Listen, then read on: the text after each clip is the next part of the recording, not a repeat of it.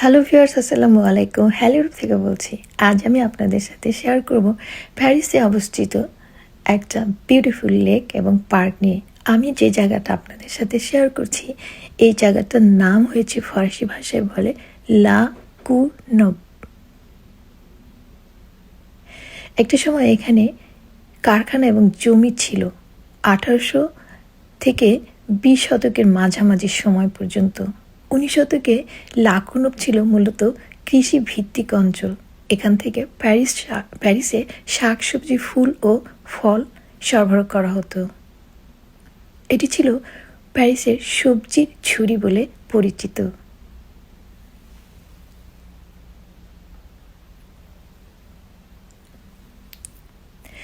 20 শতকের শুরুতে এখানে বিভিন্ন ছোট ও মাঝারি কারখানা গড়ে ওঠে। এসব কারখানা বস্ত্র, যন্ত্রাংশ, রাসায়নিক ও ধাতব দ্রব্য তৈরি হতো। এই শিল্পায়ন চলতে থাকে দ্বিতীয় বিশ্বযুদ্ধের পর পর্যন্ত। 1970 সালে শিল্প এলাকা এবং কিছু অব্যবহৃত জমিকে পরিণত করা হয় এক বিশাল পার্কে, যেটি আজকে পার্ক জর্জ ভালবো নামে পরিচিত। এটি বর্তমানে প্যারিস অঞ্চলের অন্যতম বড় পার্ক।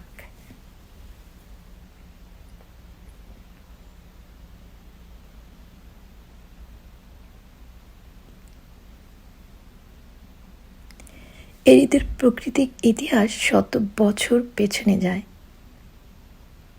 এখানে দেখা মেলে 140 প্রজাতির পাখির। তাদের মধ্যে অন্যতম বুনো হাঁস, ফরাসিতে যাকে বলে কানার শোভাস। বসন্তে এরা ডিম পাড়ে হ্রদের পাশে, ঝোপঝাড়ের মাঝে। মায়ের ডানার নিচে সুরক্ষিত থাকে তাদের বাচ্চারা। তারপর একদিন ধীরে ধীরে তারা হ্রদের জলে ভেসে বেড়ায়, সাঁতার শিখে যায়।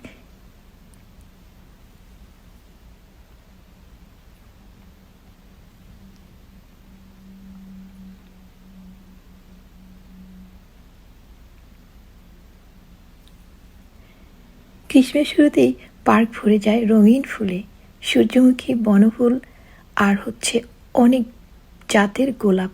এসব ফুল শুধু রূপে নয়, জীবনচক্র গুরুত্বপূর্ণ। এরা প্রাকৃতিক পোকামাকড়, মৌমাছি আর পাখিদের খাদ্য আর আশ্রয় দেয়।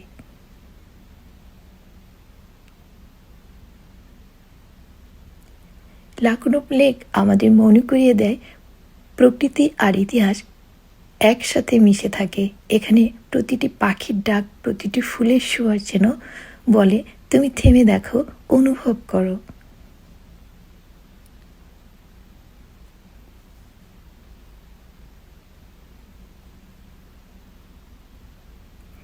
Thank you very much. আল্লাহ হাফেজ।